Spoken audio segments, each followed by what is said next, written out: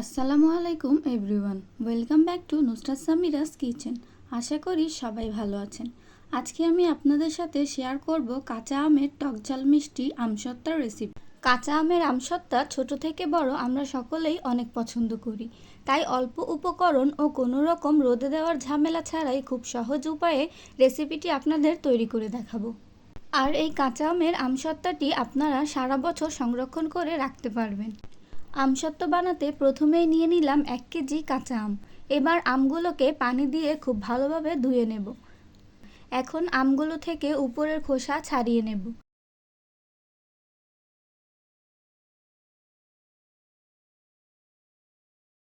এবার আমগুলোকে piece piece করে কেটে নেব, যাতে সেদ্ধ দিতে সুবিধা হয়। পাকা আমের আমসত্ত্বা খেতে যেমন মজা হয়, তেমনি কাঁচা আমের আমসত্ত্বাও বেশ মজা লাগে। যারা কাঁচা আমের আমসত্ত্ব কখনো বানিয়ে খাননি, তারা আমার এই রেসিপি দেখে বানিয়ে নিতে পারেন। আশা করি নিরাশ হবেন না। দেখুন, কথা বলতে বলতে আমগুলো কাটা হয়ে গেছে। এবার আমগুলোকে পানি দিয়ে খুব ভালোভাবে ধুয়ে নেব। এখন একটি প্যানে আমগুলো ঢেলে দিব আর সাথে দিয়ে দেব পরিমাণ মতো পানি। অতিরিক্ত পানি দেওয়া যাবে না। পানির পরিমাণটা এমন হবে যাতে আমগুলো সব সেদ্ধ হয়ে যায় আর সামান্য পরিমাণ পানি থেকে যাবে। এবার চলে যাব চুলায়। চুলার আঁচ মিডিয়াম টু লোতে রেখে আমগুলো সেদ্ধ করে নেব। ফিরে আসলাম আমগুলো সেদ্ধ হওয়ার পর। দেখেই বুঝতে পারছেন আমগুলো কত ভালোভাবে সেদ্ধ হয়ে গেছে আর পানির পরিমাণটাও সামান্য আছে। এবার আমগুলোকে এরকম একটা হ্যান্ড ব্লেন্ডারের সাহায্যে ব্লেন্ড করে নিব। এবার আমগুলোকে একটি ছাঁকনি দিয়ে ছেঁকে নিতে হবে। এর ফলে আমের যে গোটা অংশগুলো আছে তা থেকে যাবে আর আমের মসৃণ অংশগুলো আলাদা হয়ে যাবে। দেখুন, একদম সলিড আমের পিউরিটা পেয়ে গেছি।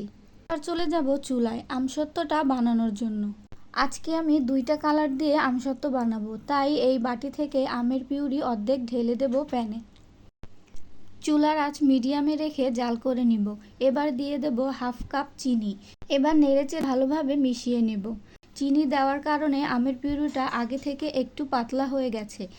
এখন এখানে দিয়ে দেব হাফ চা চামচ বিট লবণ, হাফ চা চামচ পাঁচফোড়নের গুঁড়া ও হাফ চা চামচ শুকনো মরিচের গুঁড়া।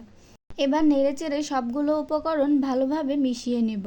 আপনারা চাইলে এই মরিচের গুঁড়োটা না দিয়ে আস্ত মরিচ ভেজে তারপরে হাত দিয়ে গুঁড়ো করেও দিতে পারেন। এতে দেখতে আরও বেশি সুন্দর লাগবে। এরপর আমসত্ত্বের কালারটা কাঁচা আমের কালার করার জন্য দিয়ে দেব সামান্য পরিমাণ সবুজ ফুড কালার। এবার নেড়েচেড়ে জাল করে নেব যতক্ষণ না পর্যন্ত আমসত্ত্বটা রেডি হয়ে যাচ্ছে। আমসত্ত্বটা রেডি হয়ে গেছে। দেখুন আগে থেকে কতটা ঘন হয়ে গেছে। এবার প্যানটা চুলা থেকে নামিয়ে রাখবো আর একটি স্টিলের থালাতে কিছুটা সরিষার তেল দিয়ে ব্রাশ করে নেব, যাতে আমসত্ত্বটা শুকানোর পরে খুব সহজেই উঠে আসতে পারে। তেল ব্রাশ করা হয়ে গেছে। আমের মিশ্রণটা থালাতে ঢেলে দেব এবং ভালোভাবে চারপাশে সমানভাবে ছড়িয়ে দিব। আমের এই মিশ্রণটা আপনারা আপনাদের ইচ্ছেমতো কম বা বেশি দিতে পারেন, তবে সমপরিমাণ দিলে ভালো হয়, তাতে শুকাতেও সময় কম লাগে। এবার চলে যাব দ্বিতীয় আমসত্ত্ব বানানোর জন্য। এর জন্য প্যানে দিয়ে দেব হাফ কাপ পরিমাণ চিনি আর অপেক্ষা করব যতক্ষণ না পর্যন্ত চিনিটা গলে ক্যারামেল হয়ে যাচ্ছে। এইরকম পর্যায়ে আসলে এখন এখানে আমের পিউরিগুলো ঢেলে দেব। এবার নেড়েচেড়ে আমের পিউরির সাথে ক্যারামেলটা ভালো করে মিশিয়ে নেব।